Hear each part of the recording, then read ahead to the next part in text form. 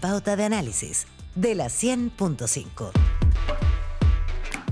Ayer, no es que la palabra antivirus era una conversación que se estaba teniendo en los ámbitos médicos o solamente en titulares. La verdad es que ayer vimos que desde Estados Unidos a Singapur muchos países se estaban sumando al rastreo de antivirus a propósito de este crucero en el cual, ¿no es cierto?, 3 personas, una pareja holandesa y un ciudadano alemán, fallecieron desde que el barco zarpó de Argentina el mes pasado. El primer caso sospechoso fue el de un holandés de 70 años, quien enfermó repentinamente a bordo de este crucero. Tenía fiebre, dolor de cabeza, dolor abdominal, según señalaba, ¿no es cierto?, el Departamento de Salud de Sudáfrica. A CNN es la información que hay, pero ahí habían 146 personas de 23 países diferentes a bordo de este barco, y hoy día son muchos los países que están, ¿no es cierto?, tratando de hacer seguimiento a estas personas por la propagación de un virus de esta categoría. Los Centros para el Control y la Prevención de Enfermedades de Estados Unidos clasificaron el brote como una respuesta a emergencia nivel 3, el nivel más bajo de activación de emergencia, según informaba la prensa en Estados Unidos. Sí, la última información es que la azafata, que estaba sospechosa porque le encontraron algunos síntomas, esta que había tenido contacto con uno de los pasajeros de este crucero, dio negativo en la última prueba vinculado al ANTA. Ya lo habíamos dicho al comienzo, que en Chile hay 2 personas aisladas porque estuvieron en el crucero y que están aisladas, pero no tienen ningún tipo de sintomatología hasta el momento. En Londres hay un tercer caso ya. En Inglaterra, de antivirus. Mira, puesta en Argentina, desde donde zarpó, también Chile ha estado en alerta sobre este punto. Así que de eso y más queremos conversar con nuestro entrevistado de hoy. Son 8:10 de la mañana. Profundizar en eso, y también hay un debate, ¿no es cierto?, respecto del valor de la ciencia, que también es interesante. Es un hombre, usted lo escuchó muchísimo en los tiempos de la pandemia, Alexis Kalergi, científico inmunólogo, académico de la Universidad Católica, director del Instituto Milenio de Inmunología e Inmunoterapia y además vicepresidente de la Academia de Ciencia.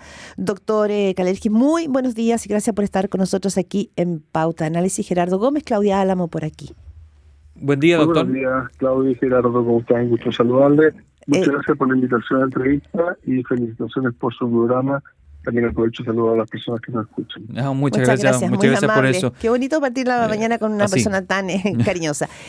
Doctor, solo breve, el exministro de Salud, Jaime Mañalich, para hacer el puntapié inicial, decía que la situación de este crucero, donde, ¿no es cierto?, se propagó el ANTA, demuestra, dice él, la porfía, la irresponsabilidad de desfinanciar a la OMS o retirarse de ella. Nadie se salva solo. ¿Usted haría un puntapié inicial ahí o estará exagerando el exministro Mañalich? Bueno, yo creo, Claudia, que en el fondo cualquier iniciativa que tenga una mirada crítica, responsable respecto a la situación sanitaria nacional y por supuesto global, es positiva. Organismos multilaterales como la OMS, Naciones Unidas, son instancias donde se discuten temas, donde sin duda se definen políticas y también se apoyan esfuerzos dirigidos, por ejemplo, a diagnosticar, tratar, eventualmente desarrollar vacunas para prevenir enfermedades como esta, la infanta. Están un poco alejadas de los temas más comerciales, lo que también es positivo.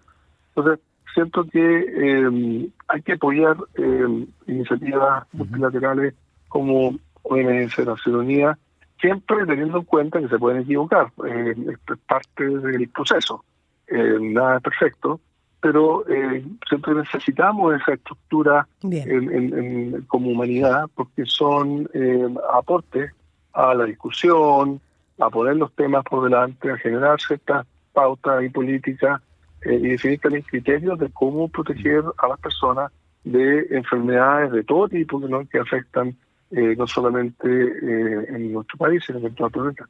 Doctor Kalergi, con respecto al ANTA, para que partamos de lo particular o de lo general a lo particular, ¿el ANTA solamente está presente en el mundo, por así decirlo, acá, en la Patagonia chileno-argentina? Y entiendo que esta es una cepa, es la única que se transmite persona a persona, y había escuchado autoridades estadounidenses ayer de salud que decían es muy baja la probabilidad de transmisibilidad, pero aquí estamos viendo algo distinto.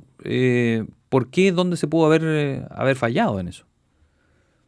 Bueno, Gerardo, primero es importante que recordemos que estos microbios nos pueden sorprender. Son entes biológicos que pueden ir cambiando. Hemos visto, Claudia mencionaba al comienzo de la pandemia, eso fue un virus que no existía, ¿verdad? Habían virus similares, pero ese en particular no existía. Entonces, estos entes biológicos pueden ir cambiando, pueden ir sufriendo modificaciones. Así que hay que estudiar, hay que evaluar, y por eso es que la ciencia hace un aporte importante, porque responde a estas preguntas, ¿verdad? Si, por ejemplo, es un virus Andes tradicional o tiene alguna mutación. Por ejemplo, si es que tiene dentro de esa diferencia algún tipo de cambio en términos de transmisibilidad. Pero lo que sabemos hasta ahora, primero, es que hay muchos tipos distintos de virus Anta. En nuestra región, al sur en el cono sur de América, está presente el tipo Andes, y hay algunos pocos reportes científicos que sugieren la posibilidad de transmisión de persona a persona con contacto estrecho. Sí. Pero lo importante es lo que usted dijo, Gerardo, es poco frecuente, por lo menos lo que sabemos hasta ahora. Ahora, Perdón, lo en que ese ocurrió en ese sentido, crucero requiere Sí. investigación. ya, Dígame. eso le iba a Perdón. preguntar. Usted dice que es poco frecuente, ¿no es cierto?, transmisión de persona a persona. Entonces uno podría suponer que que otros pasajeros que iban ahí serían ratones. Es una posibilidad real. Normalmente estos ratones evitan, de hecho, espacios habitados por personas desde el punto de vista de su conducta, pero podrían, no sé, haber perfectamente subido el crucero. Entiendo que no se han identificado ratones, pero lo más probable, Claudia, por lo que he leído al respecto del caso, es que el contagio hubiese ocurrido en tierra, especialmente porque las personas estuvieron visitando lugares donde se encuentra el ratón, donde el virus es endémico, y podrían haber manifestado los síntomas arriba del crucero, porque hay un periodo de incubación de la enfermedad que puede ir de 1 3, 4 semanas. Ya. Entonces, perfectamente posible que todo hubiese ocurrido en términos de exposición en tierra, y que los síntomas se hubiesen dado digamos, en alta mar. Ahora, ahí, dígame, perdón, Gerardo.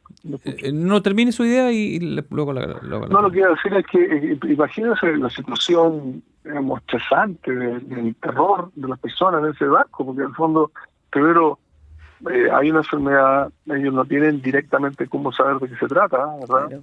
Eventualmente las investigaciones y los apoyos que recibieron permitieron definir que era Anta, y luego recientemente supimos que era Andes. Entonces, una de las cosas que he estado, digamos, dándole vuelta es el nivel de preparación que requieren este tipo de embarcaciones, porque no es la primera vez que ocurre un brote de este tipo en un crucero, y quizá deberían tener un mini laboratorio que pueda diagnosticar rápidamente de qué tipo de enfermedad se trata, quizás, digamos. Doctor Kalergis, pero de lo que usted nos decía recién, que no era tan fácil de transmisión de una persona a otra, no era tan común, y aquí hemos visto varios casos. Esto está por verse, entonces pudo haber mutado, evolucionado, por así decirlo, y por eso hemos tenido tanto, no sé si muchos, pero varios casos. En Londres ya hay 3. Sí, lo que usted dice, Gerardo, es una posibilidad, pero en mi parecer, lo más probable es que las personas se hayan contagiado en tierra y hayan manifestado los casos en la embarcación. Sí. Eso no descarta que pueda ocurrir transmisión persona a persona, especialmente si hubo contacto estrecho entre las personas, porque hay reportes que este tipo de virus Anta puede efectivamente ser transmitido. Hay por lo menos 2 o 3 artículos científicos de los años 90 que reportaron evidencia suficiente de transmisión persona a persona. Ahora, afortunadamente, la contagiosidad, con cuánta facilidad se contagia el virus, es baja, y claro, se tiene que mirar esto con atención, y releva que tenemos en nuestro territorio agentes virales que son altamente virulentos y que pueden causar con alta probabilidad la muerte. y que tenemos que estudiarlo y desarrollar vacunas y tratamientos, también es la señal de que tenemos que seguir invirtiendo en ciencia para poder responder a esas preguntas y buscar soluciones. Ya, me dejó la boleta en la cancha, doctor Alexis Kalergis, doctor y director del Instituto Milenio de Inmunología e Inmunoterapia, pero además vicepresidente de la Academia de Ciencia. Usted dice, bueno, el caso del virus Santa, ¿no? Y lo que estamos viendo a nivel como mundial con lo que ha pasado con este crucero, nos lleva a preguntarnos la inversión en ciencia. Estos días había una polémica por declaraciones que hizo el presidente José Antonio Kast, que cuestionaba, por ejemplo, el destino de fondos públicos destinados a proyectos académicos.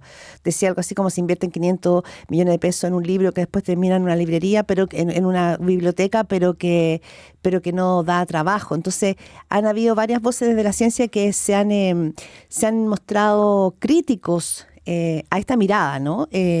¿Cómo lo ve usted? Usted trabaja, ¿no es cierto?, en laboratorio, en la ciencia, este tipo de declaraciones. Bueno, antes de referirme a eso, Claudia, quería cerrar el punto anterior con algo que era importante. Yo creo que hay que entender que esta situación de Santa requiere respuestas científicas. Hay que tratar de evitar la alarma, mirar con cautela cómo evoluciona la situación. Esto ha generado bastante preocupación en los países donde tiene que arribar este crucero, ¿verdad? Tienen que desembarcar las personas. Entonces, hay que mirarlo con cautela, hay que buscar la respuesta científica, pero no con alarma, sino más bien con una preocupación y acción. Bien. Al respecto a la inversión en ciencia, yo en general siento que en nuestro país hemos tenido históricamente una cercanía entre tomadores de decisiones y el mundo científico y las culturas. Estoy optimista que ese va a ser el caso en esta nueva administración. Pienso que un país sin inversión en ciencia no prospera, no avanza el desarrollo. La situación de Santa, que aparece, digamos, de manera, inesperada, pone en evidencia de que una enfermedad que es tan local probablemente no va a encontrar respuesta en trabajo científico o desarrollo de vacunas, tratamientos en otros países, porque comercialmente no es atractivo, es un problema realmente que afecta a un par de países. Entonces, el invertir en capacidades locales nos permite no solamente hacer y desarrollar, tener conocimiento, responder preguntas y desarrollar tecnología, sino que, por ejemplo, hoy día en la mañana abrí mi correo temprano, no sé, un correo de un colega en otro país que está trabajando en una vacuna para el virus Santa y que, dado la calidad científica que tenemos en Chile, nos invita a colaborar en continuar ese desarrollo. Yo le respondí que nosotros también tenemos una en desarrollo, una vacuna que tenemos ya publicación y patente al respecto. Entonces, eso se da porque hay inversión competitiva. Ahora, eso no quiere decir que uno no puede ser crítico en los resultados que se obtienen con la investigación. Yo creo que es bueno que nos revisemos y veamos permanentemente la calidad de la ciencia, el nivel del impacto que tiene, y por supuesto siento que una señal clara hacia el desarrollo es invertir en conocimiento. Solo una cosa breve, doctor Kalergis. Esto se da en un marco de austeridad fiscal, ¿no es cierto? Y una revisión que está haciendo el gobierno de parte del gasto. Es en ese contexto, digamos, que se ha anunciado, o sea, que el presidente hace esta declaración, ¿no es cierto? Cuando dice, puede haber un libro precioso, costó 500 millones, pero ¿cuántos trabajos generó? Ninguno. Dice, puede ser un gran estudio, pero no se tradujo en nada. Ese es el punto, ¿no? Que hay un marco de austeridad fiscal. Entonces, ¿cómo se ajusta la ciencia también a ese marco?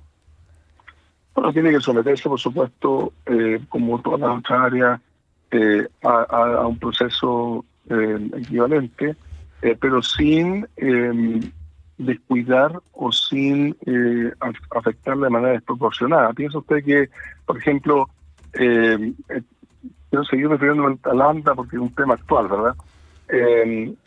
Cuando hay brotes o casos de ANTA en algunos lugares de nuestro país, eso impacta directamente la economía local. Por ejemplo, en la industria del turismo sufre producto de la llegada o la aparición de casos de ANTA en un territorio.